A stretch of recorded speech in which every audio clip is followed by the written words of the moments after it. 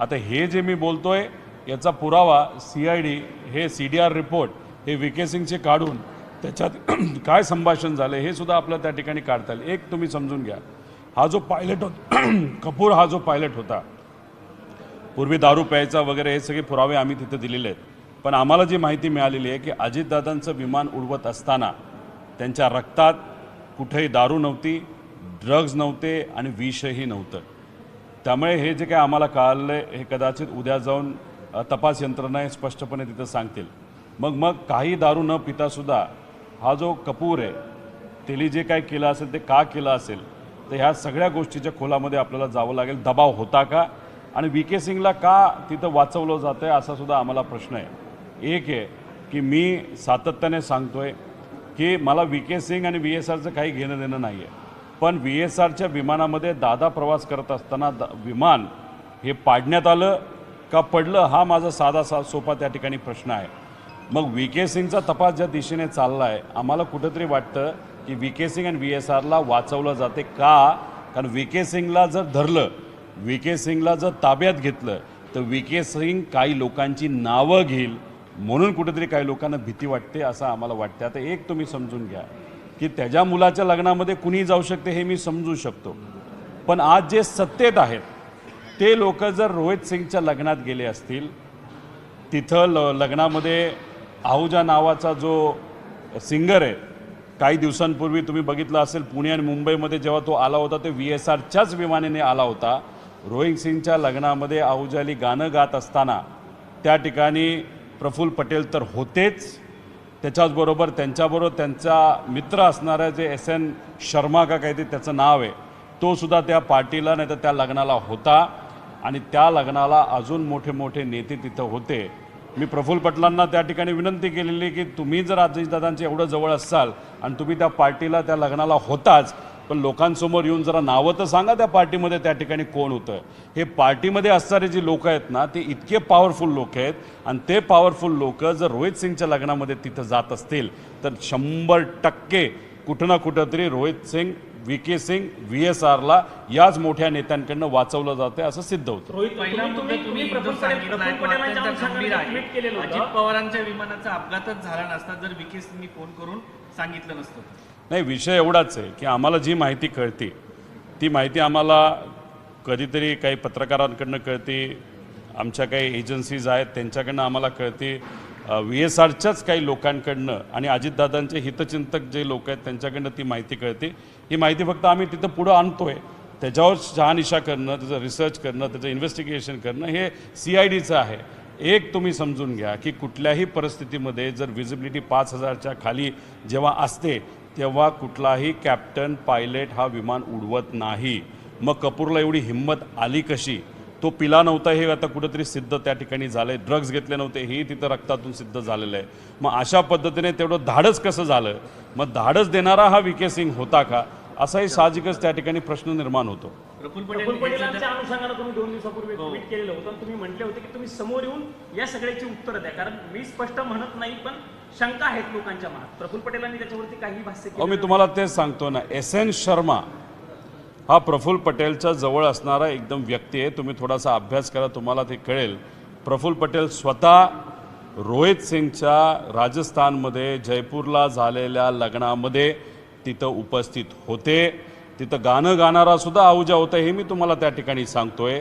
हनी सिंग तिथं लोकांना hi hello करत हातामध्ये ग्लास घेत अशा पद्धतीच्या वातावरणामध्ये हे लोक रोहित सिंग, VK सिंग यांच्या खांद्याला खांदा लावून मस्ती करत होते, मजा करत होते, शुभेच्छा त्या ठिकाणी देत होते। आणि हाच तो रोहित सिंग, हाच तो VK सिंग ज्यांची VSR नावाची कंपनी जी 2023ला एकनाथ शिंदे साहेबांना डावोसला घेऊन जात असताना खूप मोठी चूक त्यांच्या तिथं झाली होती।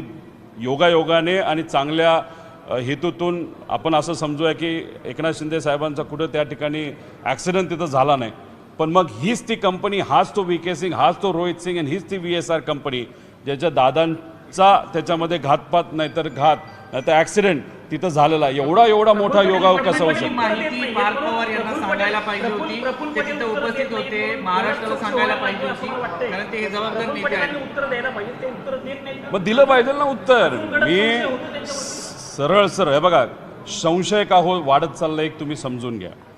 एक तर CBIला देऊन 26 दिवस झाले तरी सुशांत सिंग राजपूतचा लगेच मुद्दा 2 दिवसात स्वीकारला जातो आणि अजितदादांचा तपास CBI अजून स्वीकारत नाही. एक हा मुद्दा. दुसरा मुद्दा असा आहे की जेव्हा केव्हा मी बोलतोय तेव्हा एकनाथ शिंदे साहेबांचे सगळे नेते हे कुठेतरी पाठिंबा देत आहेत, बाकी लोक पाठिंबा देत आहेत, अजितदादांचे काही आमदार अमोल मिटकरीसारखे हे पाठिंबा देत आहेत, पण भाजपचे मोठे नेते कार्यकर्ते मात्र त्या ठिकाणी मला अडचणीत आणण्याचा प्रयत्न नाही तर माझ्या विरोधात तिथं बोलत आहेत. आता त्या लग्नाला कोण गेलं होतं अजून पुढे जाऊन मी नावं सांगू शकतो. फक्त आमची इच्छा काय की पारदर्शक पद्धतीने हा तपास तिथं झाला पाहिजे. दुसरं, एवढे सारे पुरावे असताना आणि तुम्ही DGCAच्या अंतर्गत एक कारवाई करता कोणावर, VSRवर. त्यांचे 5 लेहर जेट विमानं ही तुम्ही ग्राउंड करता आणि त्यात असं म्हणता की नॉन कम्प्लायन्स होता. मग विमान उडवणाऱ्या कंपनीमध्ये जर एवढा मोठा नॉन कम्प्लायन्स असेल तर ती कंपनीच बंद झाली पाहिजे. मग तुम्ही फक्त 4 विमानं तिथं बंद पाडता आणि बाकीचे तिथं उडवता. मग त्याच्या मागे का ती विमानं कोणाची असाही तिथं प्रश्न निर्माण होतो. FIR करण्याचा प्रयत्न आम्ही करतो, आमचा FIR सुद्धा तिथं घेतला जात नाही. आणि मग ह्या सगळ्या गोष्टीकडे बघितल्यानंतर त्याच्याचबरोबर जे या देशाचे एव्हिएशन मंत्री आहेत राम मोहन नायडू, आता ही एक गोष्ट मी आत्ता आपल्या सर्वांसमोर आणतोय आणि त्याच्यात आमच्याकडे उद्या जाऊन पुरावेसुद्धा आपल्या सर्वांना देतो. आम्हाला जे कळलेलं आहे की चंद्रबाबा नायडू हे स्वतः रोहित सिंगच्या लग्नाला नोव्हेंबर 2024ला गेले होते आणि चंद्रबाबा नायडूंबरोबर सुद्धा राम मोहन नायडू हे होते आणि राम मोहन नायडू हे या देशाचे एव्हिएशन मंत्री आहेत आणि त्यांच्याच मंत्रालयाच्या अंतर्गत AAIB हे जे इन्व्हेस्टिगेशन विंग आहे ते तिथं तपास करते. AAIB वर दुसरा कोणाचा अधिकार नाही, डायरेक्ट मंत्र्याचा अधिकार असतो. मग तुमचं VSR बरोबर आर्थिक संबंध आहेत, VSR बरोबर तुमचे व्यक्तिगत संबंध आहेत. VSRला ज्या दिवशी एखादी मोठी बँक 40 कोटी रुपये निधी देते तेव्हा चंद्रबाबा नायडूच्या एका NBFCला सुद्धा 50 कोटी रुपये त्याच दिवशी तिथं दिले जातात. अहो किती अजून योगायोग तिथं आणू. आणि हे सगळे संबंध असल्यामुळे अजितदादांना न्याय मिळत नाही आणि इन्व्हेस्टिगेशन हे योग्य दिशेने जात नाही असं आमचं ठाम मत आहे. अमोल मिटकरींचं नाव घेतलं तुम्ही. अमोल मिटकरींनी नुकतं एक ट्विट केलं आहे. त्या ट्विटमध्ये त्यांनी म्हटलंय की VSRचा मालक VK सिंग यांनी व्हॉट्सअप करून कॉल करून मीडियापासून दूर राहण्यासाठी सांगितलं होतं, खास करून पिंकी माळीच्या आईला आणि त्याच्या भावाला द्या. आणि सोबतच त्याच्या रेकॉर्डेड कॉलमध्ये हे सुद्धा त्यांनी दावा केला आहे मिटकरी यांनी की पायलट यांनी अजित पवार इनको फ्लाईट को ठोक दिया अशी ही भाषा वापरलेली आहे असा दावा अमोल मिटकरींनी केलेला आहे. याचाच एक ऑडिओ मुंबईमध्ये जेव्हा प्रेस कॉन्फरन्स झाली होती त्या प्रेस कॉन्फरन्समध्ये आम्ही दिला होता की एक वकील VK सिंगचा असा बोलतोय कि उस पायलट ने ठोक दिया. हा एक मुद्दा त्याच्यामध्ये आहे. त्याच्याचबरोबर ते माळी परिवार आहे ते स्वतःच्या मुलीला न्याय मिळावा यासाठी आणि खास करून अजितदादांना न्याय मिळावा, या दोघांना न्याय मिळावा अशासाठी ते तिथं प्रयत्न करतात. त्यांची आई तिथं आजारी आहे, त्यांचा तिथं डॉक्टरांकडनं चांगलं तिथं ट्रीटमेंट तिथं सुरू आहे, पण त्यांना कुठेतरी दबाव हा आणला जातो आहे. मग ये नाही मिलेगा वो नाही मिलेगा आणि ह्याच्यात कुठेतरी VK सिंगला असं वाटतंय आता CIDकडे जात असताना AK-47 घेऊन जाणारा माणूस म्हणजे किती पोचलेला असेल तुम्ही त्या ठिकाणी बघा. मग तिथं अशा पद्धतीने या व्यक्तीला वाचवलं जात असेल तर मग इन्व्हेस्टिगेशन योग्य दिशेने जाईल असं आम्हाला दुर्दैवाने त्या ठिकाणी वाटत नाही. ज्या पद्धतीने VK सिंगची चौकशी होतीये, तुम्ही म्हणताय तो गण घेऊन जातो, तो माध्यमांच्या समोर येत नाही, त्याचे चित्रण येत नाहीये, हे बघता CID आणि VK सिंग यांची मिलीभगत आहे असं तुम्हाला वाटतं? नाही, CIDमध्ये असणारे अधिकारी चांगले आहेत, ते काय खराब आहेत असं मी म्हणणार नाही, कारण शेवटी ते महाराष्ट्र पोलीसची लोक आहेत, त्यांच्यावर आमचा विश्वास आहे. पण शेवटी कसं असतं की आता तशीच घटना जे मरीन ड्राईव्ह पोलीस स्टेशनवर FIR तर आमचा PI घेतच होता, टायपिंग करायला सुरुवात झाली होती, आमचा व्हिडिओ त्याच्यामध्ये स्टेटमेंट त्या ठिकाणी घेतलं जात होतं आणि त्याच्यातच वरून एक मोठा अधिकारी तिथे आला आणि ते सगळं थांबवलं कारण त्या अधिकाऱ्याला अजून कुणीतरी तिथं फोन केलं होतं, प्रेशर टाकलं होतं.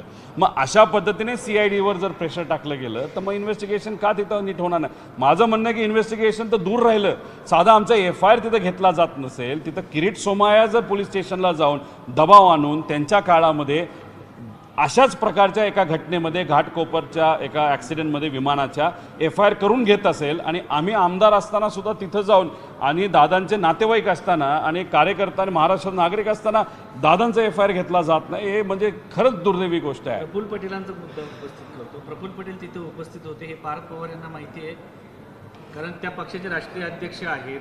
वहिनींना माहिती आहे का? कारण जर त्यांना एवढं सगळं माहिती असताना इतके दिवस प्रफुल्ल पटेलांनी का सांगितलं नाही? हे बघा, मी आता माहिती तिथं दिलेली आहे आणि याच्यातच त्या दिवशी आणि त्याच्या आदल्या दिवशी आणि त्याच्यानंतरच्या दिवशी तुम्ही जयपूरचे जे विमानतळ आहे त्या विमानतळाला VSRच्याच कंपनीच्या विमानातून मला जे कळालं आहे चंद्रबाबा नायडू हे तिथं जयपूरला पोचले होते. व्हिडिओ फुटेज तुम्ही तिथं काढा, आमच्याकडे काही तपास आहे पण आम्ही 5 दिवसानंतर तो त्या ठिकाणी तपास समोर आलो.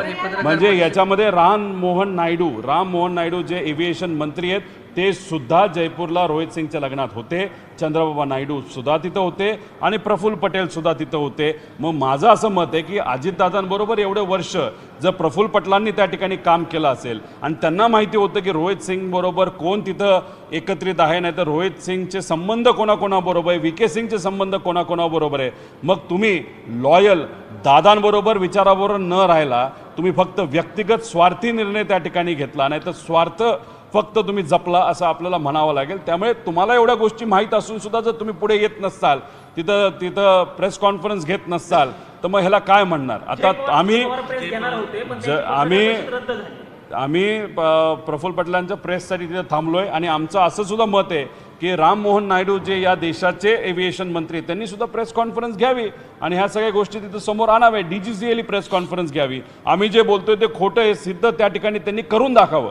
स्टेटमेंट द्यायचं नाही पण सिद्ध करून त्या ठिकाणी दाखवायचं. आता आम्हाला आज कुठं ते वाटत होतं जय पवार सुद्धा त्यांचा म्हणजे त्यांच्याकडे सुद्धा काही माहिती असेल आणि ती लोकांसमोर ते आणतील, पण आज काही कारणांमुळे ती प्रेस कुठेतरी पुढे गेली असं आम्हाला कळालं आहे. पण तिथं सत्तेचा वापर करून त्यांच्याकडे बरीच काय माहिती ही नक्कीच येऊ शकते आणि मग सगळ्यांचाच प्रयत्न आहे की अजितदादांना न्याय मिळाला पाहिजे. या सगळ्यांच्या निमित्ताने जी पार्टीबद्दल तुम्ही सांगतायत त्याने तुम्ही मोठा पंडोरा बॉक्स उघडताय असं समजून येते. ड्रग्स पार्टी, रेप पार्टी ह्याचं पण इन्व्हॉल्वमेंट कुठे होतं का? नाही, लग्न होतं. VK सिंगची स्टाईल थोडीशी भपकेबाजीची आहे. त्या लग्नामध्ये आहुजा का काय त्याचं नाव कदाचित मी चुकीचं घेत असेल, पुण्यात आणि मुंबईमध्ये VSRच्या विमानाली काल परवा तो आला होता काही शो करण्यासाठी. त्याचं गाणं तिथं चालू होतं. आपले जे हनी सिंग का कोणतरी गायक आहे तो इकडे तिकडं लोकांना भेटत होता आणि त्या लोकांमध्ये हे VIP लोक होती ज्याची काही नावं मी घेतलीत, काही नावं अजून मागे ठेवलेली आहेत. 100% महाराष्ट्रातील लोक आहेत, 100% गुजरातची लोक आहेत, 100% TDPच्या संलग्न असणारी लोक आहेत आणि सगळ्यात महत्त्वाचं म्हणजे एक MP राज्याचे खूप मोठे नेते आता राज्यात न राहता केंद्रात त्या ठिकाणी आलेत. असे मोठे नेते त्या रोहित सिंग आणि VK सिंगच्या लग्नामध्ये होते. मग एवढे मोठे लोक जर तिथे असतील तर साहजिकच VK सिंगला वाचवलं जाईल का? त्याचं मुख्य कारण आहे की VK सिंगवर प्रेम असेल म्हणून नाही, पण VK सिंग उद्या जाऊन ह्या सगळ्यांची नावं त्या ठिकाणी घेऊ शकतो आणि नावं घेतल्यानंतरच अजितदादांच्या ॲक्सिडेंटच्या मागे कोण आहे हे कुठेतरी त्या ठिकाणी सिद्ध होऊ शकतं आणि या भीतीपोटी VK सिंगला वाचवलं जातं. शिवराज सिंग चौहान यांच्याकडे तुमचा इशारा आहे का? तेच केंद्रात आले 4-5 दिवस द्या, मी नक्कीच या बाबतीत तुम्हाला सांगेल. त्याच्याबरोबर दिलीप बिल्कॉनचं तर मी सरळ तिथं तुम्हाला काही संबंध तिथं दाखवलेले आहेत. त्याच्या पूर्वीच्या बातम्यासुद्धा आहेत की दिलीप बिल्कॉन जो नाशिकचा आहे, नाशिकचे अनेक नेते त्या दिलीप बिल्कॉनला सूर्यवंशीला ओळखून असतील. MP मध्ये सगळ्यात मोठं त्याचं काम आहे आणि त्याचे आणि कोणाचे संबंध हे लोकांना तिथं माहिती आहे. त्यामुळे असे सगळे लोक त्या रोहित सिंगच्या लग्नात बघा लग्नात जाणं विणं लोक म्हणतील काय रिलेशन, पण विषय एवढाच आहे की एवढे मोठे लोक एका छोट्याशा व्यावसायिकाच्या लग्नाला तिथं जात असतील तर याच्यावरूनच समजून घ्या की तो छोटा व्यावसायिक नाही, तो पोचलेला व्यावसायिक आहे आणि तो पोचलेला असल्यामुळेच आज त्याला वाचवलं जाते आणि त्याला वाचवलं जाते म्हणूनच दादांना दुर्दैवाने त्या ठिकाणी न्याय मिळत नाही. एक मुद्दा आहे की पार्थ पवार, जय पवार आणि सुनेत्रा पवार यांना या गोष्टीची माहिती होती का? आणि जर असेल तर इतके दिवस प्रफुल्ल पटेलने का लपून ठेवली? ज्या व्यक्तीवरती, ज्याच्या कंपनीवरती कारवाई व्हावी म्हणून जय पवार सांगतायत, त्याचे आणि प्रफुल्ल पटेलांचे संबंध आहे हे तुम्ही सांगताय याच्यावरून सिद्ध होतं. याच्यामुळे कुठेतरी त्यांचं आतमध्ये घुसमट होते का? किंवा प्रफुल्ल पटेलांच्या बाबतीमध्ये त्यांच्या मनामध्ये काय सुरू आहे का? हे बघा प्रफुल्ल पटेलांचा स्वभाव कसा आहे हा मला तरी माहीत नाही, पण माझं काय खूप चांगलं होतं त्यांच्याबरोबर असंही नाही आहे. विषय एवढाच आहे की दादांना शेवटच्या काळामध्ये त्रास कोणाकडनं झाला हा दादांना माहीत होता आणि दादांच्या जवळच्या लोकांना माहीत होता. माझा प्रश्न एवढाच आहे की कदाचित काकींना, पार्थला, जयला, प्रफुल्ल पटेल त्या लग्नाला होते, प्रफुल्ल पटेलचे त्या लोकांबरोबर संबंध होते, कदाचित माहीत नसावं. अरे मग माहीत आहे नाही याच्यापेक्षा प्रफुल्ल पटेलांनी दादांच्या प्रेमापोटी ही सगळी माहिती त्यांना द्यायला पाहिजे होती, सांगायला पाहिजे होतं. मग ही माहिती जवळ का ठेवली जाते? अजून बरेच विषय आहेत जे उद्या जाऊन मी त्या ठिकाणी कसं आहे, इन्व्हेस्टिगेशन होत असताना आपला मोठा नेता मित्र या सर्व घटनेमध्ये जर आपल्यापासून दुरावला असेल, नाहीतर ॲक्सिडेंट झाला असेल, तर मृत्यू झाला असेल, तर एका मित्राची जबाबदारी आहे ना की इन्व्हेस्टिगेशनला सगळी माहिती देणं. मी ओळखत होतो, मी गेलो होतो, हा माणूस तिथं दिसला, आज एव्हिएशन मंत्रीसुद्धा त्या लग्नाला तिथं होते. मग प्रफुल्ल पटेलांनी समोर येऊन, प्रफुल्ल पटेल स्वतः माझे एव्हिएशन मंत्री आहेत, त्यांनी सांगायला पाहिजे होते की अरे मंत्री तिथं मला दिसला होता, तर आमच्या दादांना न्याय मिळू शकत नाही, असं बोलायला पाहिजे होतं ना.